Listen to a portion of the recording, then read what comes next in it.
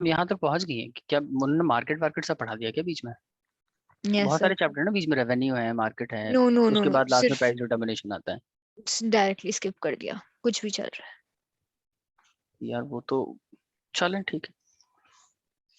तो theory of supply तो हमारा कंप्लीट हो ही जाएगा तब तक, और प्राइस डिटर्मिनेशन में मैं करवा तो दूंगा, लेकिन it will take some time. तो हमारे पास कितने क्लासेस हैं अभी? आज की क्लास है, बीच में फिर 3 क्लासेस और हैं, 3 क्लासेस में तो होगा नहीं।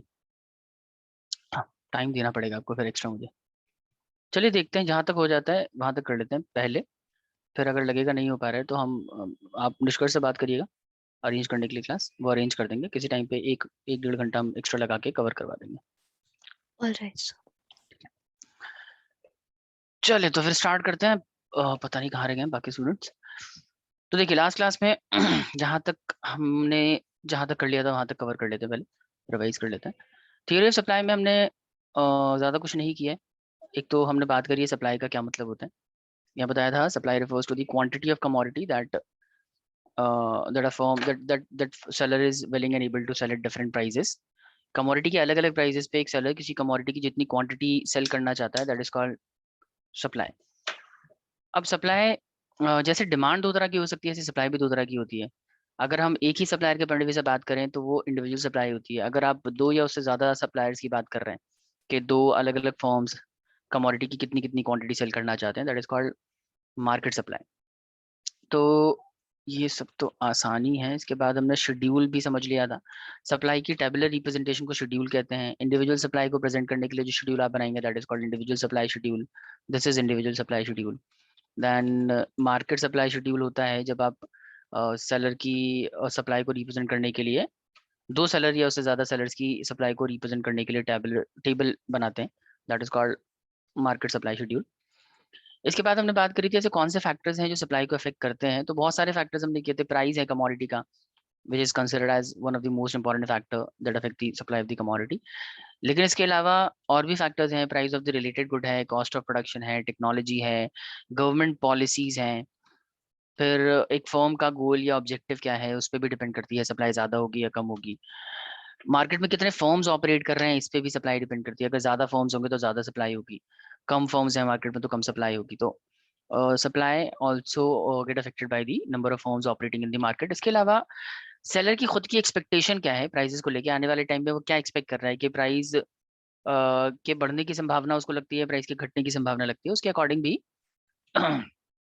सप्लाई चेंज होती है। पर ट्रांसपोर्टेशन कम्युनिकेशन भी एक फैक्टर हो सकता है। तो these are the factors that that can affect the supply of the commodity. इसके बाद हमने लॉ ऑफ सप्लाई पढ़ा था लास्ट क्लास में कि लॉ ऑफ सप्लाई बेसिकली आपको सिर्फ प्राइस और सप्लाई के बीच में रिलेशनशिप बताता है। बताता है कि प्राइस के बढ़ने पे सप्लाई में क्या चेंज होगा और प्राइस के घटने पे सप्लाई पे क्या फर्क पड़ेगा, ये बताता है। और ये लॉ ऑफ सप्लाई की रिक्वायरमेंट ये है कि जो बाकी फैक्टर्स है ना प्राइस के अलावा, वो सारे कांस्टेंट रहने चाहिए, उनमें कोई चेंज नहीं होना चाहिए। कि जैसे प्राइस के अलावा कौन सा फैक्टर है, रिलेटेड कमोडिटी की कीमतें, इसके अलावा state of technology, cost of production, government policy, expectation of the sellers, all the factors should remain constant. हम सिर्फ प्राइस में चेंजेस करेंगे, और प्राइस में चेंज करोगे तो सप्लाई पे क्या फर्क पड़ेगा, that is what law of supply states. तो लॉ ऑफ सप्लाई के अकॉर्डिंग ये है कि अगर प्राइस बढ़ाओगे तो सप्लाई भी बढ़ जाएगी, प्राइस घटाओगे तो सप्लाई भी घट जाएगी, अगर बाकी के फैक्टर्स कांस्टेंट रखे जाते हैं तो। बाकी के फैक्टर्स कांस्टेंट रखे जाएं दैट इज कॉल्ड सेटरिस पैरिबस कहते हैं इसको। इसके बाद हमने बात करी थी कि लॉ ऑफ सप्लाई कहाँ काम नहीं करता है। तो ये कुछ सिचुएशंस हैं जहाँ पे लॉ ऑफ सप्लाई काम नहीं करेगा। जैसे पेरिशेबल गुड्स है, वहाँ पे लॉ ऑफ सप्लाई काम नहीं करता। इसके अलावा रेयर आर्टिकल्स हैं, यहाँ पे लॉ ऑफ सप्लाई काम नहीं करता। फिर एग्रीकल्चरल प्रोडक्ट्स हैं, क्योंकि एग्रीकल्चर प्रोडक्ट की जो प्रोडक्शन है और सप्लाई है ना, ये काफ़ी हद तक वेदर कंडीशन पर डिपेंडेंट होती है। मौसम अच्छा रहा किसी साल तो फसल अच्छी होगी, फसल अच्छी होगी तो अल्टीमेटली सप्लाई जब प्राइस बढ़ेगा तो ज़्यादा क्वांटिटी सप्लाई कर पाएगा। लेकिन अगर फसल ही खराब हुई किसी वजह से और मौसम अच्छा नहीं था इस वजह से, तो अल्टीमेटली अगर प्राइस बढ़ता भी है तो भी सप्लायर चाह के भी वो ज़्यादा क्वांटिटी नहीं बेच पाएगा। तो इस सिचुएशन में लॉ ऑफ सप्लाई फेल हो जाएगी। फिर expectation of change in price भी एक एक्सेप्शन ही है। तो ये सारे हमने एक्सेप्शंस कवर किए थे लास्ट क्लास में, यहाँ तक हमने कर लिया था। अब चलते हैं आगे। आज का जो पॉइंट ऑफ डिस्कशन है वो होगा possibilities of changes in supply. कि सप्लाई में चेंजेस की क्या पॉसिबिलिटीज है। तो ये थोड़ा सा इसकी इसकी इसकी स्लाइड्स मेरे पास है नहीं, तो ये आपको नोट करना पड़ेगा। तो मैं आपको समझा देता हूँ अच्छे से, फिर मैं इसमें ना पॉसिबिलिटीज ऑफ चेंजेस की स्लाइड अपडेट कर दूंगा, और उसका जो भी थियोरेटिकल पार्ट है वो भी मैं ऐड कर दूंगा, और उसके बाद मैं ये स्लाइड आपको शेयर कर दूंगा ताकि आपको बहुत ज़्यादा नोट ना करना पड़े। ठीक है, तो पहले समझ लेते हैं। और ये अगर आपने डिमांड पढ़ा हुआ है ना, तो डिमांड से मिलता जुलता है। Possibilities of changes in supply जो है, it is almost similar to the possibilities of changes in demand. तो एक minute,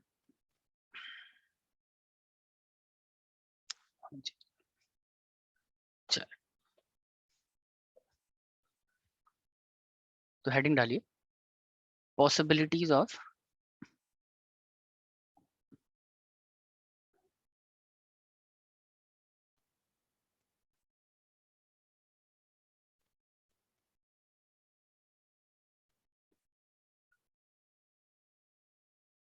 possibilities of changes in demand. Demand में चेंजेस की क्या possibilities, not demand, supply. Supply में चेंजेस की क्या क्या पॉसिबिलिटीज है, इस पे बात करेंगे। देखिए, ये तो हमें क्लियर है कि जो भी किसी कमोडिटी की सप्लाई होती है ना, सप्लाई जाहिर है वो सेम नहीं रहती है। सप्लाई इंक्रीज भी हो सकती है, सप्लाई डिक्रीज भी हो सकती है। अच्छा, किन फैक्टर्स की वजह से हो सकती है, ये भी हमने कर रखा है। ऐसे कौन से फैक्टर्स हैं जो सप्लाई को अफेक्ट करेंगे? तो बहुत सारे फैक्टर्स हो सकते हैं। तो हमने क्या किया है, जैसे फैक्टर्स कौन कौन से हो सकते हैं सर? एक तो कमोडिटी की खुद की कीमत ही हो सकती है ना, प्राइस के बढ़ने घटने से सप्लाई पे फर्क पड़ सकता है। इसके अलावा गवर्नमेंट की पॉलिसी हो सकती है, फिर गोल्स, फर्म के गोल्स हो सकते हैं। कॉस्ट ऑफ प्रोडक्शन क्या है, उस पर भी डिपेंड करती है सप्लाई। स्टेट ऑफ टेक्नोलॉजी पे डिपेंड करती है सप्लाई। इसके अलावा price of related commodities, price of related goods है, उस पर भी डिपेंड करती है सप्लाई। इसके अलावा और भी बहुत सारे factor, number of firms operating in the market, ये all of these are factors that can affect the supply of the commodity. अब जब हम पॉसिबिलिटीज की बात करते हैं ना कि सप्लाई में किस वजह से चेंज हो सकता है, किस किस तरह का चेंज हो सकता है, इसको डिस्कस करने के लिए हमने क्या किया ना, जितने फैक्टर्स हैं उसको दो हिस्सों में डिवाइड कर दिया। हमने कहा जितने फैक्टर्स हैं उसको दो हिस्सों में डिवाइड करो। एक तो है प्राइस, एक है प्राइस जिसकी वजह से सप्लाई अफेक्टेड हो सकती है, number one is the price. और जो बच जाते हैं ना फैक्टर्स, इनको कहते हैं, ये बाकी के फैक्टर्स हैं, अदर फैक्टर्स। कहने का मतलब कि सप्लाई जो है वो दो वजह से चेंज हो सकती है, या तो प्राइस की वजह से चेंज होगी या अदर फैक्टर्स की वजह से चेंज होगी। अब अदर फैक्टर्स का क्या मतलब है? अदर फैक्टर्स जब मैं बोलता हूँ ना, अदर फैक्टर्स का मतलब है वो सारे फैक्टर जो प्राइस के अलावा है। तो सीधा सीधा अगर आपसे पूछा जाए कि सप्लाई में चेंज हो सकता है, आंसर इज यस, बिल्कुल हो सकता है। किस वजह से हो सकता है? तो सर दो कारण है, ब्रॉडली कैटेगराइज अगर करते तो दो कारण क्या है, या तो प्राइस की वजह से होगा या प्राइस की वजह से नहीं होगा। प्राइस की वजह से नहीं होगा मतलब नहीं होगा, तो किसकी वजह से होगा? तो सर बहुत सिंपल है, किसी और फैक्टर की वजह से होगा, जैसे गवर्नमेंट पॉलिसी या अदर फैक्टर्स की वजह से।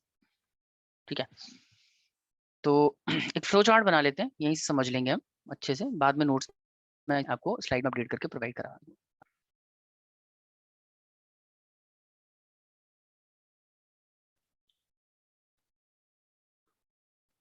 सबसे पहले बात कर लेते हैं, अगर डिमांड सप्लाई में चेंज है तो किसकी वजह से होगा?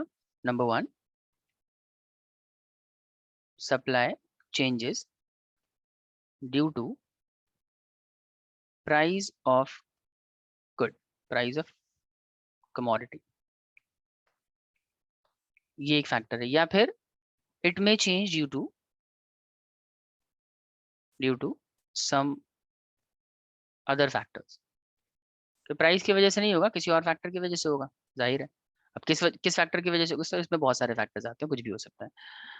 अच्छा, अब ध्यान से सुनिए कि अगर प्राइस की वजह से होता है ना सप्लाई में चेंज, तो उसको, उस तरह के चेंजेस को हम क्या कहते हैं? दैट इज कॉल्ड, उसका नाम रखा गया है, उसका नाम है change in quantity supply, change in quantity supply.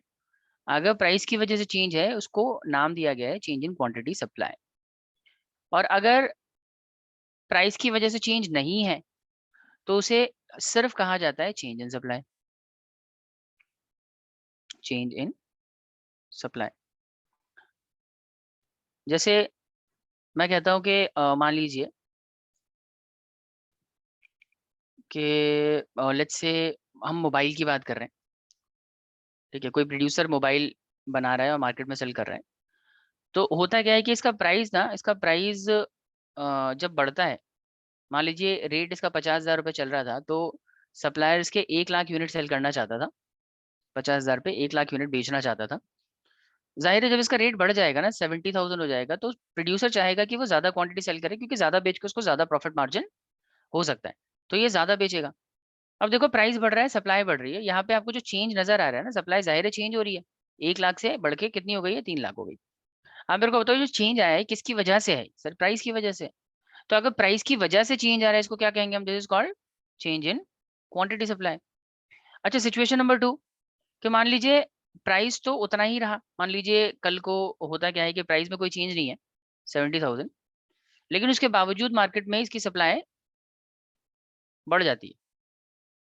Seller अब ज्यादा बेच, सेम प्राइस पे ज्यादा क्वांटिटी सेल करना चाहता है, तो इसका मतलब यहाँ पे प्राइस में चेंज, सॉरी सप्लाई में चेंज आ रहा है फिर से, लेकिन इस बार चेंज का कारण क्या है, this is not due to change in price of the commodity, see prices are same. अगर सेम प्राइस के बावजूद अगर सप्लाई चेंज हो जाती है, तो आप क्या बोलोगे, क्या कारण है उसका? तो आप कहेंगे कि सर कोई भी कारण हो सकता है, लेकिन उसका कारण प्राइस तो नहीं है। और प्राइस अगर कारण नहीं है सप्लाई के चेंज होने का, उसको हम क्या कहते हैं, चेंज इन सप्लाई कहेंगे। समझ आया?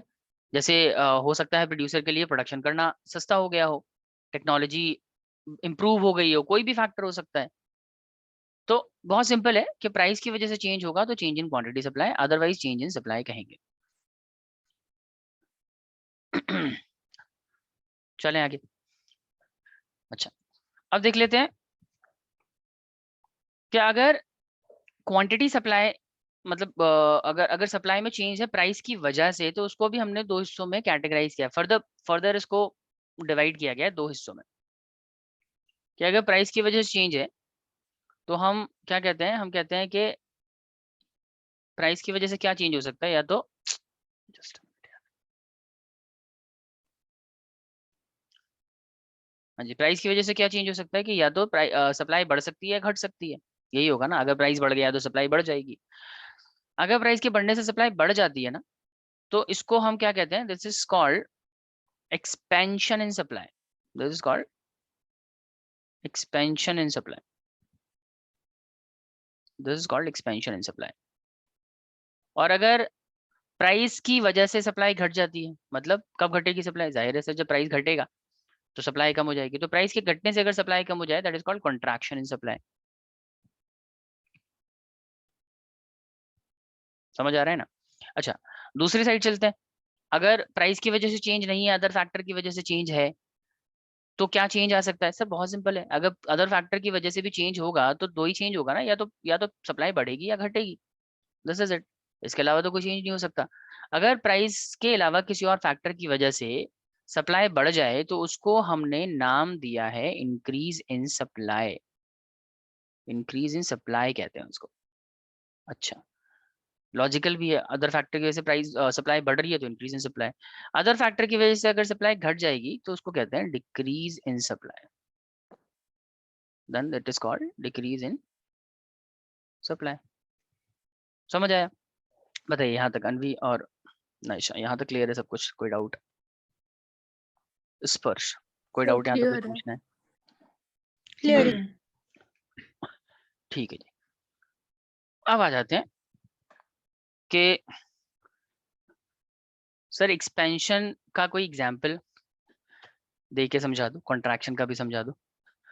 तो एक्सपेंशन ऐसे मीनिंग वाइज तो क्लियर ही है कि होता क्या है, लेकिन मैं उसका एक एग्जाम्पल आपको समझा देता हूँ, numerical tabular expansion in supply.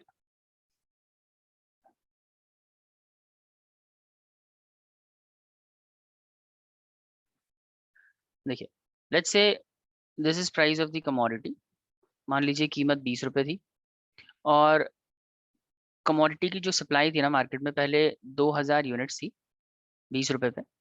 अभी क्या होता है, प्राइस ना इसकी बढ़ जाती है, 25 हो जाती है, और इसकी सप्लाई बढ़ के लेट्स से 3000 हो जाती है। तो अब देखो यहाँ पे जाहिर है सप्लाई किस वजह से बढ़ती हुई नजर आ रही है आपको, प्राइस की वजह से। तो प्राइस की वजह से अगर सप्लाई बढ़ रही है तो इसको एक्सपेंशन कहेंगे। क्लियर है? अब एक्सपेंशन को ही हम इसे हम upward movement along the supply curve भी कहते हैं। Upward movement along the supply curve भी कहते हैं। क्यों कहते हैं अभी आपको समझ आ जाएगा। हम एक डायग्राम बना के देख लेते हैं। एक्सपेंशन को अगर डायग्रामेटिकली इंडिकेट करना हो तो क्या करना है। तो ये हो गया, ये हो गई आपकी Y axis, this is X axis. इस पे लेट्स से पहले वाली कीमत मान लेते हैं। अच्छा, ये वाई एक्सिस है ना, इस पे हम प्राइस इंडिकेट करेंगे और ये एक्स एक्सिस पे हम क्वांटिटी इंडिकेट कर रहे हैं। तो पहले वाला प्राइस मान लेते हैं, ये पहले वाली कीमत थी। इसको मैं इससे बना लेता हूँ। इस वाली कीमत पे हम इतनी क्वांटिटी सप्लाई कर रहे थे पहले। At ₹20 we were selling 2000 units. तो 20 रुपए के रेट पे 2000 यूनिट की सप्लाई थी। ठीक है जी। अभी क्या होता है, प्राइस इंक्रीज हो गई, प्राइस बढ़ के हो जाती है 25। तो लीजिए ये 25 है, और जैसी प्राइस बढ़ के 25 होती है सप्लाई भी बढ़ के 3000 हो जाती है। तो सप्लाई आ गई 3000 यूनिट्स पे। इसका मतलब ये कि पहले सप्लाई कहाँ थी, पहले सप्लाई थी सर यहाँ ए पॉइंट पे, ए पॉइंट पे। अभी सप्लाई प्राइस के बढ़ने से कहाँ आ गई, बी पॉइंट पे। तो अब आप ए और बी पॉइंट को कनेक्ट करते हुए एक डायग्राम बना सकते हैं, एक लाइन ड्रॉ कर सकते हैं, which is called supply curve. इस तरीके से एक लाइन बनेगी which is called supply curve. ये सप्लाई कर्व कहलाएगा, ए और बी पॉइंट दोनों को कनेक्ट करेगा। तो this is S S, S S stand for supply curve. अब इस सप्लाई कर्व की मूवमेंट देखो। सप्लाई कर्व आपको ए पॉइंट से बी पॉइंट की तरफ जाती हुई नजर आ रही है ना। देखो वैसे तो क्या हो रहा है ना, क्वांटिटी आपकी, सॉरी, प्राइस आपका बढ़ रहा है, price is increasing, quantity is also increasing. अगर प्राइस के बढ़ने से क्वांटिटी बढ़ जाती है, इसको ही हम क्या कहते हैं, दिस इज कॉल्ड एक्सपेंशन हो रहा है। Supply is increasing due to change in price, increase in price in fact. तो एक्सपेंशन इन सप्लाई। ठीक है। अब इसके अलावा क्योंकि पॉइंट ए से बी की तरफ सप्लाई कर्व मूव कर रही है, इसलिए हम इसको क्या कहते हैं, this is called upward movement. Expansion के अलावा इसको हम upward movement along the supply curve भी कह सकते हैं। This is also known as upward movement along the supply curve, upward movement along the supply curve. बताइए ये क्लियर है आप सबको, यहाँ तक कोई डाउट किसी को? अनवी, तो स्पर्श, क्लियर है, नाइशा, ओके, तो क्लियर है। बहुत बढ़िया। तो ये हो गया एक्सपेंशन। आप नोट कर रहे हो क्या साथ के साथ, या टाइम Yes, चाहिए नोट? sir. ठीक है, Start कर. कर लिया ये नोट, आगे चलूं मैं? So I am done. बाकी. बाकी लोग? यस सर, कर लिया। Yes, sir. चलिए, ये तो हो गया एक्सपेंशन। ऐसे ही कॉन्ट्रैक्शन को भी इंडिकेट कर सकते हैं, तो वो भी कर लेते हैं। Contraction in supply, contraction in supply. तो कॉन्ट्रैक्शन इन सप्लाई वैसे थियोरेटिकली तो क्लियर ही है कि कॉन्ट्रैक्शन इन सप्लाई का मतलब कि प्राइस के घटने की वजह से सप्लाई कम होगी, that is contraction in supply. तो एक एग्जांपल ले लेते हैं, जैसे ये दिस इज प्राइस मैंने ले लिया पहले 30, और इस पे जो क्वांटिटी हम पहले सप्लाई करते थे वो थी 5000 units. At ₹30 we used to sell 5000 units of commodity. Now price is reduced to ₹20 per unit. और जब प्राइस घट गया तो अब हमारा जो सेलर है वो सिर्फ सेल करना चाहता है 3500 यूनिट्स। क्लियर है? तो प्राइस घटेगा, सप्लाई घटेगी, this is what contraction is. अब इसको अगर डायग्रामेटिकली इंडिकेट करना हो तो क्या करेंगे, वैसे ही सर वाई एक्सिस ले लो एक, फिर आप एक एक्स एक्सिस ले लो। इसमें वाई एक्सिस पे आप प्राइजेस इंडिकेट करेंगे, प्राइस, और इधर इंडिकेट करेंगे आप क्वांटिटी। ठीक है। अब पहले वाला प्राइस मान लेते हैं कि ये पहले वाला प्राइस था, P1 कह दो इसे, और पहले वाले प्राइस पे हमारी इतनी क्वांटिटी की सप्लाई थी। ठीक है। तो आपकी सप्लाई जो थी ना वो ए पॉइंट पे थी पहले, Q क्वांटिटी की सप्लाई थी, let's say this is called Q1। ठीक है। अभी क्या हो रहा है, प्राइस रिड्यूस हो रही है, प्राइस इज रिड्यूसिंग टू ₹20, तो इसको हम P2 मान लेते हैं, P2। और रिड्यूस प्राइस पे रिड्यूस क्वांटिटी डिमांड करी जा रही है, सप्लाई करी जा रही है, तो ये है जी 3500 यूनिट्स की सप्लाई, तो दिस इज Q2 पे आ गई सप्लाई। इसका मतलब आपकी सप्लाई A पॉइंट से रिड्यूस होके B पॉइंट की तरफ आ गई है। तो अब आप इसका डायग्राम बनाओगे ना, तो A और B पॉइंट को कनेक्ट करते हुए जो सप्लाई कर्व है वो नीचे की तरफ मूव करेगा, इस तरीके से नीचे आएगी। और इसे क्योंकि obviously this is supply curve और ये ऊपर से नीचे की तरफ आ रही है ना, तो इसको हम क्या कहते हैं, this is called downward movement along the supply curve. ऊपर से नीचे की तरफ मूवमेंट हो रहा है, इसीलिए हम इसको downward movement along the supply curve भी कहते हैं, downward movement along the supply curve. अच्छा, और क्योंकि प्राइस के घटने की वजह से सप्लाई कम हो रही है, तो इसको हम कॉन्ट्रैक्शन इन सप्लाई भी कहेंगे, कॉन्ट्रैक्शन इन। तो कॉन्ट्रैक्शन इन सप्लाई और downward movement in supply both are same thing. तो कॉन्ट्रैक्शन कैसे इंडिकेट करेंगे सर? कॉन्ट्रैक्शन ये है ना, प्राइस घट रहा है ना, प्राइस आपका रिड्यूस हो रहा है और क्वांटिटी भी रिड्यूस हो रही है। क्वांटिटी का कम होना ये इंडिकेट करता है, जैसे इंडिकेट के आपका जो सप्लाई है कॉन्ट्रैक्ट हो रहा है, ठीक है। तो ये हो गया कॉन्ट्रैक्शन इन सप्लाई। तो होपफुली ये क्लियर होगा। तो ये basically change in quantity supply के बारे में बात कर रहे थे। प्राइसेस की वजह से चेंज होगा तो दो चेंजेस हो सकते हैं, एक्सपेंशन, कॉन्ट्रैक्शन। अब आ जाते हैं दूसरी तरफ कि अगर प्राइस की वजह से नहीं है चेंज, अदर फैक्टर की वजह से है, तो उसे हम चेंज इन सप्लाई कहते हैं। चेंज इन सप्लाई में भी दो सिनेरियो हो सकते हैं ना, कि या तो सप्लाई इंक्रीज हो जाए या डिक्रीज हो जाए। तो सबसे पहले बात कर लेते हैं इंक्रीज इन सप्लाई क्या होता है, कैसे इसको टेबुलर फॉर्म में इंडिकेट करेंगे, कैसे डायग्रामेटिकली इंडिकेट करते हैं। तो लेट्स से सबसे पहले बात कर लेते हैं इंक्रीज इन सप्लाई की।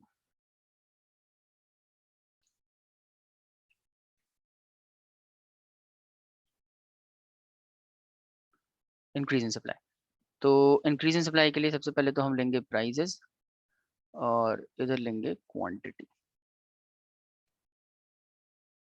प्राइस है लेट्स से पहले वाली कीमत 50 रुपये थी और 50 रुपये पे मान लेते हैं 3000 यूनिट्स की सप्लाई करता था सेलर। अभी क्या हो रहा है, सेम प्राइस है, price is still 5 rupees, but supply जो है ना इस बार चेंज हो रही है। सप्लाई बढ़ के हो गई 4000। तो सेम प्राइस में कोई चेंज नहीं है, सप्लाई में चेंज हो रहा है। और क्यों चेंज हो रहा है? जाहिर है प्राइस की वजह से तो नहीं हो रहा, किस वजह से हो रहा होगा सर? टेक्नोलॉजी की वजह से हो रहा होगा पॉसिबली। फर्म ने अपना गोल चेंज कर दिया होगा, इस वजह से हो रहा होगा। गवर्नमेंट ने पॉलिसी चेंज करी होगी कोई, इस वजह से हो रहा होगा। या पॉसिबिलिटी कॉस्ट ऑफ प्रोडक्शन में कोई चेंज आ गया होगा, इस वजह से हो रहा होगा। या मार्केट में नंबर ऑफ, कुछ भी हो सकता है, any due to any of these factor supply में चेंज। अब if supply is changing due to some other factor, then it is called increase in supply. In fact, when supply is increasing due to some other factor, it is called increase in supply. अब point ये है कि जब इसको diagrammatically indicate करेंगे तो वो कैसे किया जाएगा डायग्रामेटिकली। अब ऑब्वियसली दो एक्सिस लेंगे, एक्स एंड वाई एक्सिस, और वाई एक्सिस पे एज यूजुअल प्राइस, एंड ये हो गई आपकी क्वांटिटी। ऑलराइट, और ये मान लेते हैं ये है आपका प्राइस P1, ओके। और P1 पे आप सप्लाई कर रहे थे 4000 नहीं 3000 यूनिट्स, तो ये आपका Q1, ठीक है। अभी क्या होता है कि फिर प्राइस जो है ना सेम ही प्राइस है, और at the same price now you are selling more quantity, तो सेम ही प्राइस पे ज्यादा क्वांटिटी आप सप्लाई करेंगे, इस तरीके से कुछ हो जाएगा ये। तो सप्लाई आपकी यहाँ आ गई, Q2 पे आ गई। अब देखो पहले सप्लाई कहाँ थी, पहले सर सप्लाई थी A पॉइंट पे, पहले सप्लाई यहाँ थी A पॉइंट पे, और अभी सप्लाई आ गई कहाँ, B पॉइंट पे। तो सप्लाई आ गई यहाँ पे B पॉइंट पे। तो आप क्या करोगे?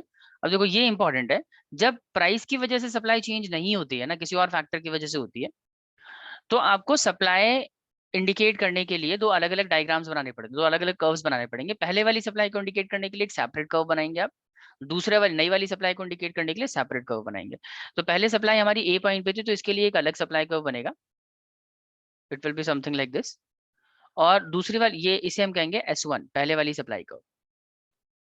और दूसरी वाली सप्लाई को इंडिकेट करने के लिए आप एक सेपरेट कर्व बनाएंगे, this will be called S2।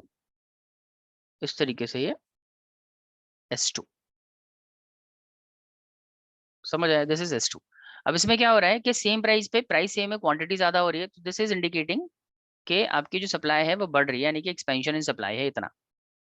अब इसमें एक और चीज नोटिस करो कि पहले वाला सप्लाई कर्व S1 पे था, ए पॉइंट पे था, अभी वो बी पॉइंट पे शिफ्ट हो रहा है कंप्लीटली। उसमें अपवर्ड डाउनवर्ड मूवमेंट नहीं हो रही, इस बार कंप्लीट शिफ्ट है। और शिफ्ट भी किस तरफ है? It is shifting rightward, it is shifting rightward. देखो राइटवर्ड शिफ्ट हो रहा है ना, इसीलिए हम इंक्रीज इन सप्लाई के बारे में ये कहते हैं। सबसे पहले चीज तो ये कि ये क्योंकि प्राइस की वजह से चेंज नहीं है, इंक्रीज किसी और फैक्टर की वजह से, तो इसको इंक्रीज इन सप्लाई कहा जाएगा। लेकिन क्योंकि इसमें सप्लाई का शिफ्ट होता है ना कंप्लीटली राइटवर्ड, इसीलिए इसको हम इंक्रीज इन सप्लाई को हम ये भी कहते हैं rightward shift in supply curve भी कहते हैं, rightward shift in supply curve भी कहते हैं। बताइए समझ आ गया ये इंक्रीज इन सप्लाई क्या होता है, कैसे इसको टेबुलर और कैसे टेबुलर और डायग्रामेटिकली प्रेजेंट करेंगे, और इसको क्या कहा जाता है? स्पर्श, Yes, sir. अनवी, नाइशा, Yes, हाँ sir. जी Yes, sir. ओके। और इसके बाद एक और बच गया, ये भी कर लेते हैं फटाफट से। इसके बाद है decrease in supply.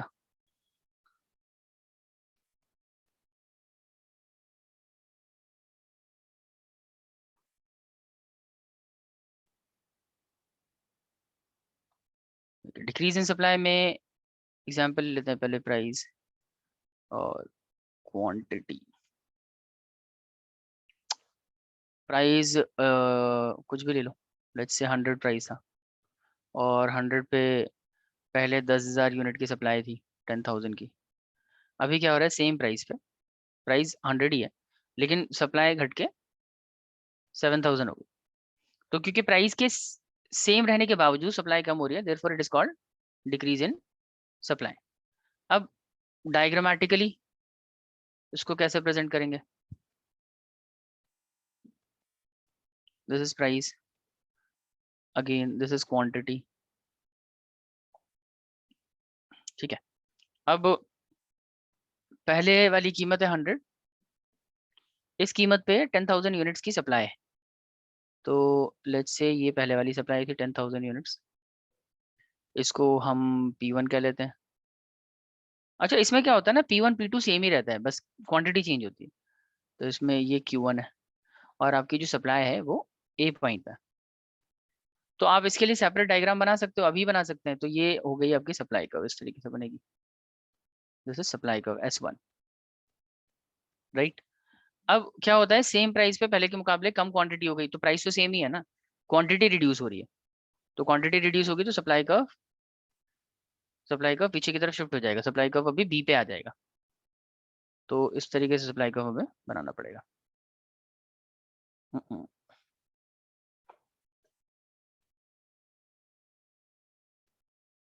This is S2। इसमें क्या हो रहा है, लेफ्टवर्ड शिफ्ट हो रहा है, तो हम इसको और क्या कहेंगे, decrease in supply is also known as leftward shift in supply curve.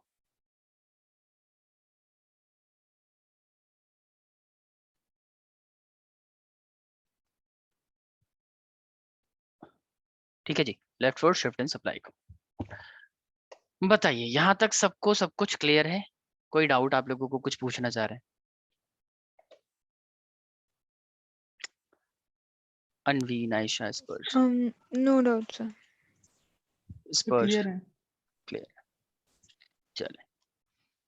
तो हमने क्या क्या कर लिया इसमें, देखिए पॉसिबिलिटीज पे बात कर रहे थे, प्राइस की वजह से चेंज होगा तो चेंज इन क्वांटिटी सप्लाई कहते हैं।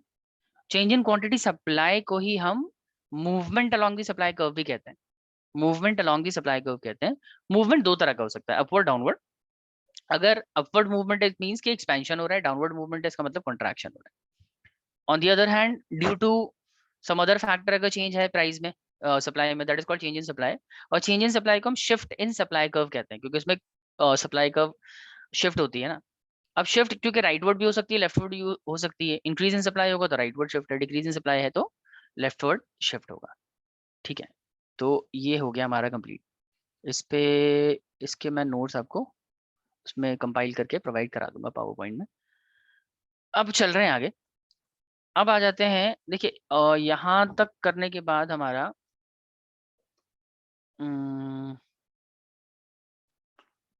थियोरी ऑफ सप्लाई वाला जो पार्ट है वो तो कंप्लीट हो गया। अब हम स्टार्ट कर लेते हैं दूसरा हिस्सा इसका, सप्लाई का दूसरा पार्ट, इलास्टिसिटी ऑफ सप्लाई।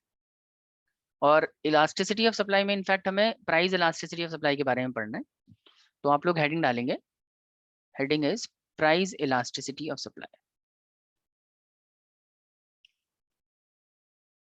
और अगर आपने डिमांड पढ़ी हुई है ना, इलास्टिसिटी ऑफ डिमांड पढ़ी, तो ये भी आपको बहुत आसान लगने वाला है, क्योंकि एकदम ही सेम है।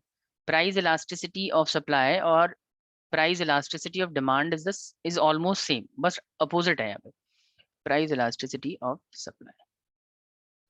तो सबसे पहले हम बात करेंगे प्राइस इलास्टिसिटी ऑफ सप्लाई का मतलब क्या है, meaning of price elasticity of supply. तो सबसे पहले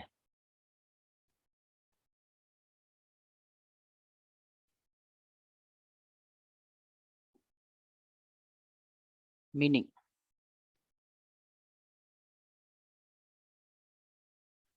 तो डेफिनेशन है when there is percentage, note करना पड़ेगा आपको ये, when there is percentage change in supply of commodity, when there is percentage change in supply of commodity due to the percentage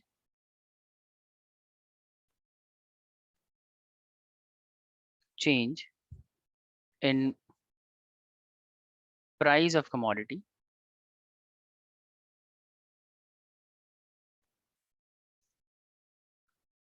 then it is known as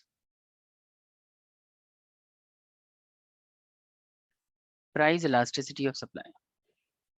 Then it is known as price elasticity of supply.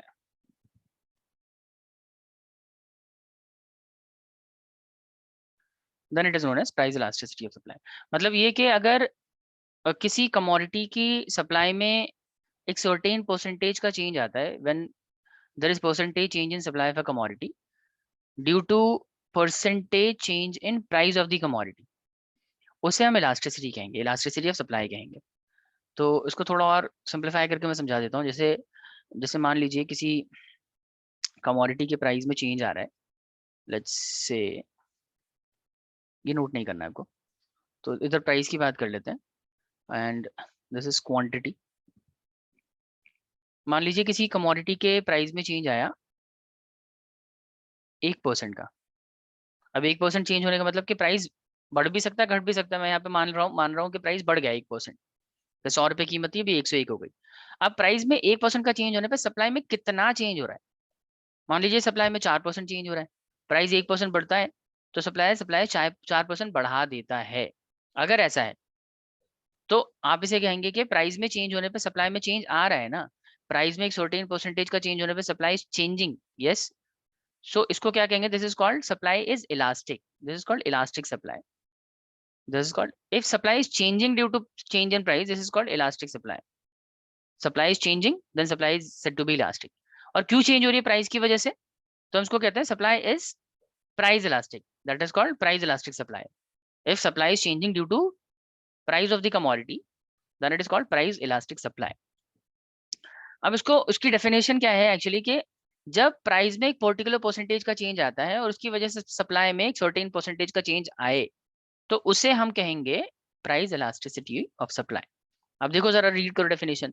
लिखा गया है कि when there is percentage change in supply of commodity due to the percentage change in price of the commodity, then it is known as price elasticity of supply. समझ आया? अब elasticity का मतलब हमें क्लियर है कि if supply is changing, if there is a certain, if a percentage change in supply of a commodity is due to percentage change in price of the commodity, this will be called elasticity of supply. Point ये है कि sir elasticity calculate कैसे करेंगे, calculation कैसे होती है? तो elasticity का फॉर्मूला होता है बच्चे, इलास्टिसिटी ऑफ सप्लाई का फॉर्मूला है, इस तरीके से कैलकुलेट होगा कि आप क्या करते हैं, परसेंटेज चेंज इन सप्लाई जो भी है ना, percentage change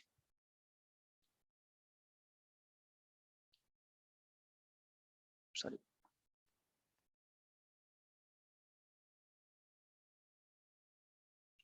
percentage change in supply या percentage change in quantity supply, जितना भी होता है उसको हम डिवाइड करते हैं, we divide it by percentage change in price.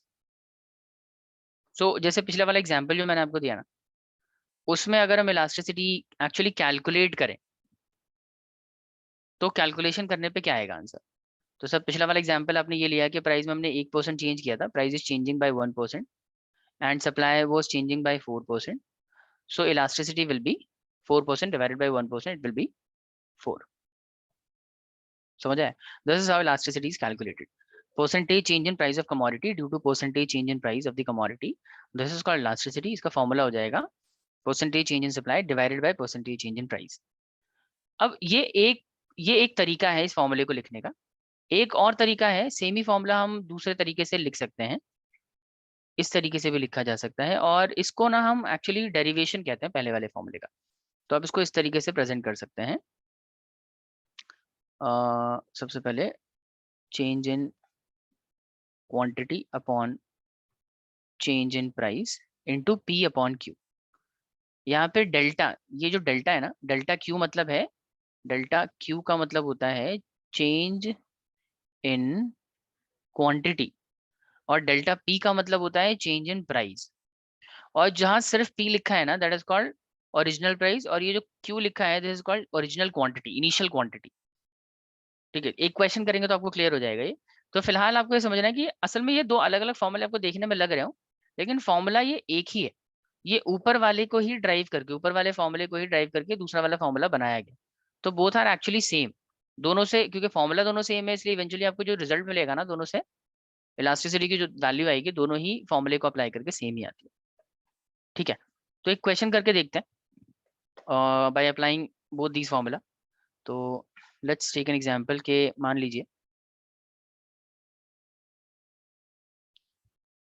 आपसे कहा गया है कैलकुलेट इलास्टिसिटी,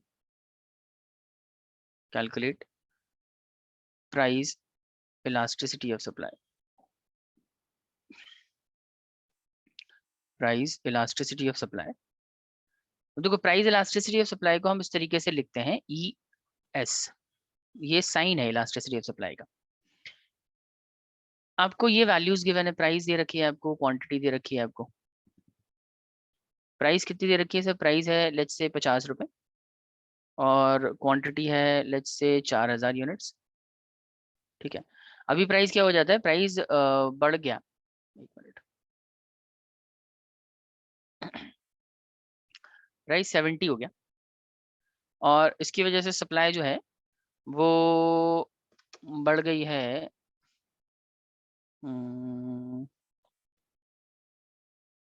एक मिनट, ये हो गई 4800। ठीक है, तो जाहिर है प्राइस बढ़ेगी, सभी बढ़ेगी।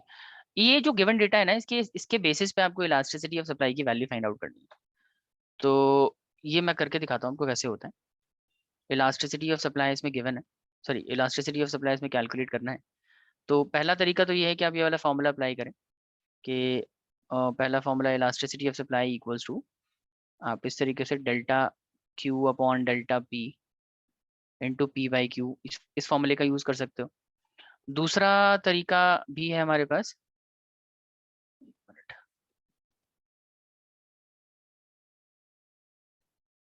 दूसरा तरीका ये है कि आप इलास्टिसिटी ऑफ सप्लाई का ये वाला फॉर्मूला इस्तेमाल कर लें, elasticity of supply equals to ये फॉर्मूला है sir percentage change in quantity divided by percentage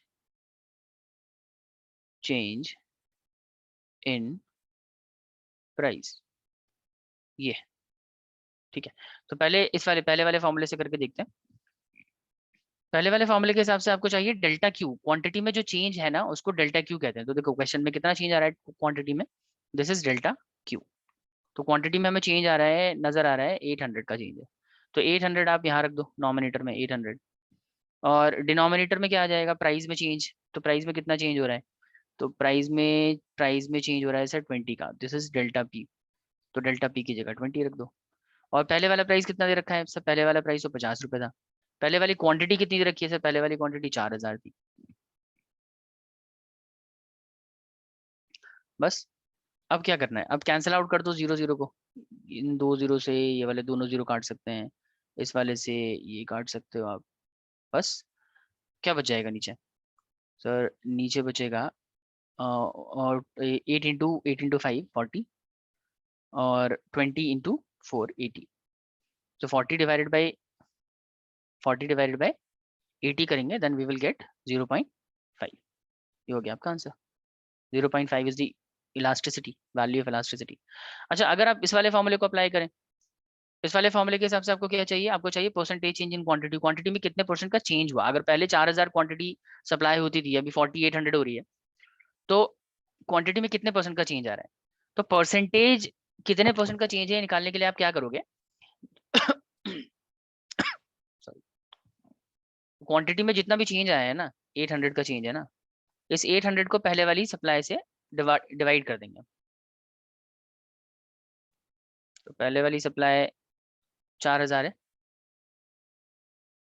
into 100 कर देंगे तो परसेंटेज चेंज इन सप्लाई आ जाएगा। Change in supply divided bye original supply into 100, this is percentage change in quantity supply. और percentage change in price जानने के लिए आप क्या करोगे, परसेंटेज चेंज इन प्राइस निकालने के लिए भी हम तकरीबन यही करते हैं। हम क्या करेंगे, वहां पे प्राइस में जो चेंज आया है 20, उसको पहले वाले प्राइस से डिवाइड करेंगे। तो पहले वाला प्राइस कितना था 50, और इसको भी 100 कर देंगे, मल्टीप्लाई बाय 100 कर देंगे। अब देखो इसको सॉल्व करोगे तुम, तो ऊपर का परसेंटेज निकालेंगे, ऊपर वी विल गेट 20%, 20%, और नीचे कैलकुलेट करोगे तो यू विल गेट 40%। तो 20 divided by 40 you will still get 0.5, 0.5। तो ये हो गया आपका आंसर। ठीक है जी, बताइए ये क्लियर है Sparsh Anveen Ayesha, any doubt, anything you want to ask all of you. No, sir. Anvi clear है आपको भी? Yes, sir. बस थोड़ा ऊपर scroll down कर लीजिए. I'll just take a screenshot. ठीक है, जस्ट कहाँ से लेना है स्क्रीनशॉट? जो ऊपर लिखा है सर इसके AB से ऊपर. हाँ, thank you sir. ठीक है,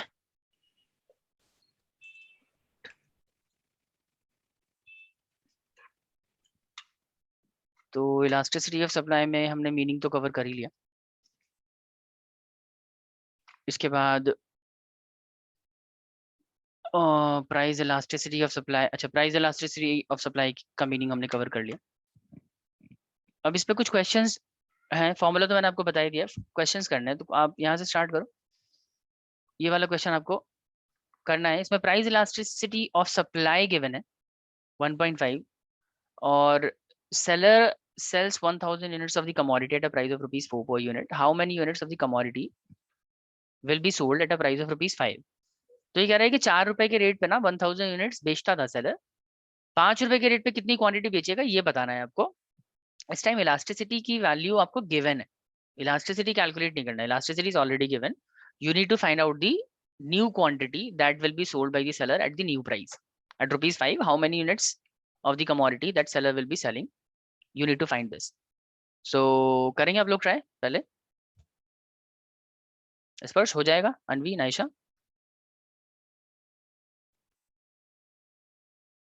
बोलो गाइस। यस और नो से Yes, समथिंग। sir. ठीक है, तो ट्राई कर लो एक बार, मैं तो वैसे भी करवाऊंगा ही, आप लोग एक दफा ट्राई कर लें, नहीं होता है तो otherwise I will be doing this.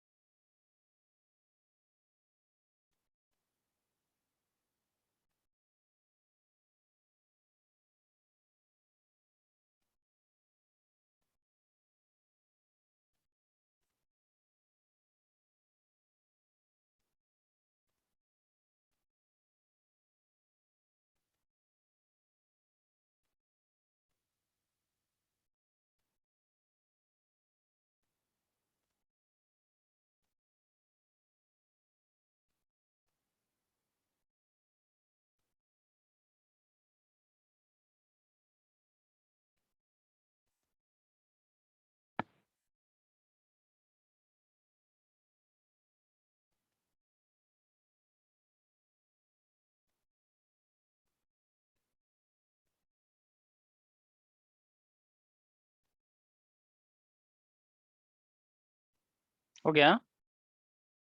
Sir, 1375 is the answer I got. I think it is correct. बाकियों को देख लेते हैं। स्पर्श सर अनवी मेरे लिए रॉन्ग है, मेरे को नहीं आया। नहीं आया, ठीक है, ओके सर आप कर दो, नहीं आ रहा आंसर। ओके ठीक है, एक सेकेंड देखने दो मुझे।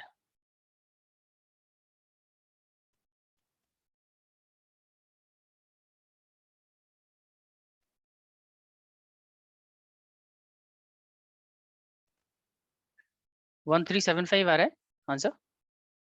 Yes, sir. ठीक है, चलो मैं समझा देता हूँ आप लोगों को। एक सेकेंड देखिए, देखो इस क्वेश्चन में क्या क्या गिवन है। सबसे पहले ये देख लेते हैं कि आपको इसमें प्राइस दे रखा है, क्वांटिटी दे रखी है। पहले वाला प्राइस गिवन है, पहले वाले प्राइस पे 1000 यूनिट की सप्लाई करता था सेलर, और न्यू प्राइस पे कितनी क्वांटिटी सप्लाई करेगा ये नहीं पता आपको, ये पूछा गया है। तो आप ये सोचो कि अगर किसी तरीके से हमें ये पता लग जाए कि क्वांटिटी में कितना चेंज आया है, तो हम नई सप्लाई कैलकुलेट कर सकते हैं ना। मान लीजिए मैं कहता हूँ क्वांटिटी में चेंज आ रहा है 500 का, तो आप बता दो कि नई वाली सप्लाई 500 है 1500 है, क्योंकि देखो प्राइस क्योंकि बढ़ रहा है ना यहाँ पे, इसका मतलब सप्लाई भी क्या हो रही होगी, बढ़ रही होगी, क्योंकि प्राइस इंक्रीज हो रहा है तो सप्लाई भी बढ़ेगी। ठीक है, तो पॉइंट ये है, कोई दिक्कत नहीं है कि न्यू सप्लाई फाइंड आउट करनी है ना, तो हम क्या करेंगे, सप्लाई का ही फॉर्मूला लगाएंगे। इलास्टिसिटी ऑफ सप्लाई का ये वाला फॉर्मूला लगा दो, delta Q by delta P upon P by Q. ठीक है, अब इस फॉर्मूले में इलास्टिसिटी की वैल्यू तो हमें गिवन है 1.5, यहाँ पुट कर दी हमने। इस फॉर्मूले के हिसाब से हमें डेल्टा क्यू की भी वैल्यू चाहिए, ये चाहिए ना। तो डेल्टा क्यू तो है नहीं हमारे पास, ये मिसिंग है, क्योंकि यही पता लग जाएगा तो आंसर आ जाएगा। तो ये मिसिंग है, अगर ये मिसिंग है इसको ऐसे ही छोड़ देते हैं। डेल्टा पी चाहिए, डेल्टा पी। तो डेल्टा पी के लिए क्या करेंगे, प्राइस में कितना चेंज आ रहा है ये देख लो, प्राइस में कितना चेंज है 1 रुपीज का, तो ये आपने यहाँ रख दिया डेल्टा पी। अच्छा, फिर आपको पी चाहिए original price, original price question में गिवन है 4। ओरिजिनल क्वांटिटी चाहिए, this is also given in the question 1000, बस। तो 4 डिवाइडेड बाई 1000। समझ आया, यहाँ तक क्लियर है सबको? ये जो वैल्यूज हमने पुट करी है ये क्लियर है? Yes sir. ठीक है, अब इसको आप सॉल्व करोगे ना, तो 1000 को आप सीधा 1.5 से मल्टीप्लाई कर दो, यू विल गेट 1500, और फिर 400 को मतलब 1500 को 4 से डिवाइड करेंगे, वी विल गेट 375। तो ये तो मतलब नॉर्मल इक्वेशन ही बन गई ना, इसको सॉल्व तो कर ही सकते हैं। तो इसको सॉल्व करके डेल्टा क्यू का आंसर आ जाएगा आपका 375 आ जाएगा। अब डेल्टा क्यू अगर आपको पता लग गया, मतलब आपको ये पता लग गया कि क्वांटिटी में कितना चेंज आया है, इसका मतलब यू गेट दिस आंसर 375 का चेंज आ रहा है। अब मेरे को बताओ, अगर क्वांटिटी 375 चेंज हो रही है, इसका मतलब नई वाली क्वांटिटी कितनी होगी? 375 ज्यादा होगी, 375 कम हो गई होगी, बढ़ गई होगी जाहिर है, क्योंकि प्राइस बढ़ा है तो सप्लाई भी बड़ी होगी। तो पहले वाली सप्लाई अगर 1000 थी, उसमें 375 ऐड होगा, तो कितना हो जाएगा ये, इट विल बी 1375। तो हमने क्या किया है, पुरानी वाली क्वांटिटी में नई वाली क्वांटिटी को, चेंज इन क्वांटिटी को ऐड कर दिया है। 1000 प्लस 375, वी विल गेट 1375। बताइए, is this clear all of you? Anveen आई अभी भी क्लियर नहीं, मैं दोबारा समझा दूंगा, कोई मसला नहीं। Yes, sir, clear. Sir clear है। Naisha, is this clear? अच्छा, नायशा का तो हो ही गया था, ठीक है, बहुत बढ़िया। तो एक मिनट, ऑलराइट, चलिए आगे चलते हैं, एक और क्वेश्चन करते हैं।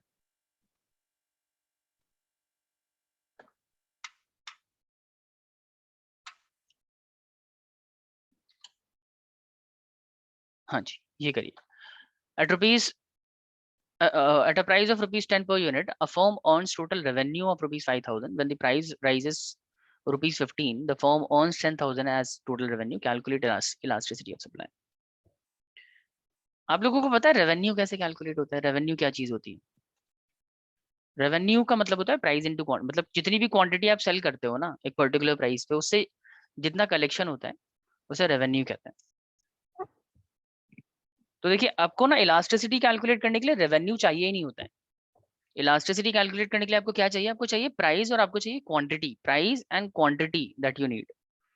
लेकिन इस क्वेश्चन में क्या दे रखा है? प्राइस दे रखा है पहले वाला, रेवेन्यू दे रखा है पहले वाला, नई वाली प्राइस दे रखी है 15, नया वाला रेवेन्यू दे रखा है। तो रेवेन्यू काम का नहीं है ना। रेवेन्यू से तो आपको क्या निकालना पड़ेगा? क्वांटिटी कैलकुलेट करनी पड़ेगी। खुद ही सोचो, अगर 10 रुपए के रेट पे आप कोई चीज सेल करते थे और 5000 का रेवेन्यू आता था आपको, मतलब टोटल कलेक्शन 5000 होता था, तो आप सोचो जरा कितने यूनिट आपने बेचे होंगे। 10 रुपए के हिसाब से अगर 5000 का कलेक्शन कर रहे हैं आप, इसका मतलब आपने कितने यूनिट्स बेचे होंगे बताइए? 500. 500। तो ये हो गई क्वांटिटी, 10 रुपए के रेट पे टोटल सप्लाई थी 500 की। और ऐसे ही 15 रुपए के रेट पे कितनी हो गई सप्लाई?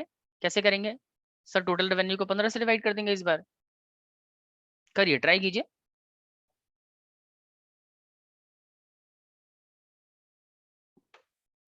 Sir, 2 आ रहा है। 2 आ रहा है, ठीक है। बाकियों को देख लेते हैं, बाकियों का स्पर्श और नाइशा। क्वांटिटी 500 है इसमें, फिर 10,000 को 15 से डिवाइड किया है आपने, तो कितना है? 10,000 डिवाइडेड बाई 15,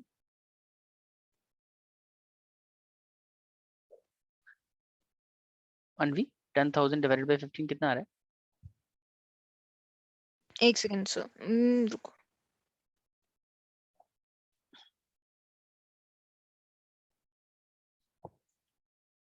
So 666.66 आएगा. तो फिर Yes. 6.66 आएगा ना, तो फिर 6.67. इलास्टिसिटी 2 नहीं आएगी जहां तक मुझे लगता है। करके देख लो, एक बार सॉल्व करके देख लो। आई डोंट थिंक इट 2 आएगा, क्योंकि प्राइस चेंज हो रहा है। कितना परसेंट चेंज है प्राइस में? 50% चेंज है प्राइस में, एंड सप्लाई आई थिंक 50% तो चेंज नहीं हो रही है ना, 50% से स्पर्श हुआ कैलकुलेट? नहीं हो रहा तो भी बता दो, मैं कर दूंगा।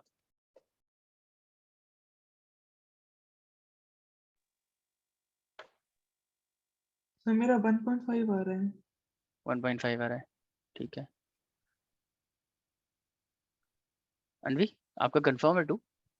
अभी ट्राई कर रहे हो आप? और से हो गया, बट मेरे को लगता है कि गलती है, तो वेट कर रही हूँ। अच्छा, अनवी आपका क्या है? 2 आया था ना? अनवी का 2 आया था?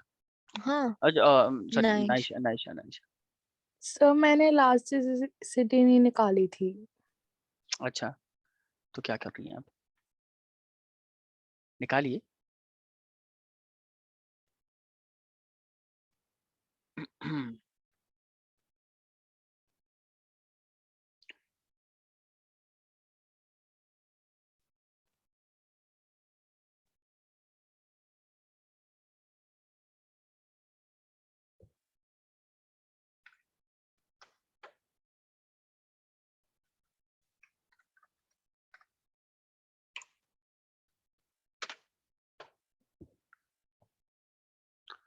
हाँ जी, तो पहले वाली, एक सेकंड, पहले वाली क्वांटिटी देखिए, ये क्वेश्चन है 10 रुपए के रेट पे 5,000 का रेवेन्यू है, इसका मतलब आपने टोटल क्वांटिटी कितनी सप्लाई करी होगी? 500 क्वांटिटी सप्लाई करी होगी, 500। सर कैसे निकालते हैं क्वांटिटी? बहुत सिंपल है बेटा, रेवेन्यू को आप जब प्राइस से डिवाइड कर देंगे यू विल गेट क्वांटिटी। तो 5,000 divided by 10 we will get 500, फिर 10,000 divided by 15 we will get 666.66। तो हम इसको राउंड ऑफ करके 67 ले लेते हैं, ठीक है। बस अब इसको उसको सॉल्व कर लो। नाउ हम फॉर्मूला अप्लाई करेंगे, elasticity of supply equals to delta Q by delta P into P by Q. तो क्वांटिटी में कितना चेंज है? क्वांटिटी में चेंज है सर 167 का। प्राइस में कितना चेंज है? 5 का। प्राइस पहले वाला कितना है सर? 10। पहले वाली क्वांटिटी कितनी है सर? 500। इसको सॉल्व कर लीजिए, जो भी आंसर आएगा वही आंसर होगा। तो उसको मैं कर लेता हूँ। ऊपर तो हो जाएगा 1670 और नीचे हो जाएगा 2500। सो 1670 डिवाइडेड बाई 2500, तो आंसर आ रहा है 0.668। तो किसी का भी सही नहीं है, 0.668 ये आपका करेक्ट आंसर है। समझ आया सबको ये? अभी क्लियर है all of yes you? Sir. हाँ जी। चले फिर आज के लिए इतना ही, अगली क्लास में हम यहीं से कंटिन्यू करेंगे। तो टिल देन टेक केयर, मिलते हैं आप लोगों से नेक्स्ट क्लास में। Goodbye. सर एक डाउट था कि हमें पता कैसे चलता है कि रेवेन्यू निकालना है, मतलब कि क्वेश्चन में? रेवेन्यू तो दिया है ना क्वेश्चन में, तो फिर क्वांटिटी कैसे, क्वांटिटी निकालनी है कैसे पता चलेगा? It's quantities. हाँ वही। क्वांटिटी निकालनी, क्योंकि फॉर्मूला तो क्वांटिटी पे बेस्ड है ना। फॉर्मूला क्या है इलास्टिसिटी का? उसमें डेल्टा क्यू डेल्टा पी फिर पी बाई क्यू, उसमें रेवेन्यू तो कहीं रिक्वायर्ड ही नहीं है ना। फॉर्मूले के हिसाब से तो आपको क्वांटिटी ही चाहिए, क्योंकि क्वांटिटी चाहिए तो इसको आपको रेवेन्यू से क्वांटिटी फाइंड आउट करनी पड़ेगी। ओके ओके ठीक है, समझ आ गया। ठीक है, और क्वेश्चंस करेंगे अगली क्लास में। तो अभी मेरी दूसरी क्लास का टाइम हो रहा है, तो आज के लिए इतना ही, ठीक है। सो क्या आप ये पीपीटी भेज सकते हो, so that जितना जितना हो गया हाँ आई मैं कैन इसमें, हाँ स्टार्ट ठीक है, कवर मैं इट? अपडेट करूंगा इसमें थोड़ा सा और ओके। कंटेंट। उसके बाद में आप ना एक बारी मैसेज ड्रॉप कर देना डिस्कर्स को, कल मेरे को रिमाइंड करवा देगा, मैं दिन में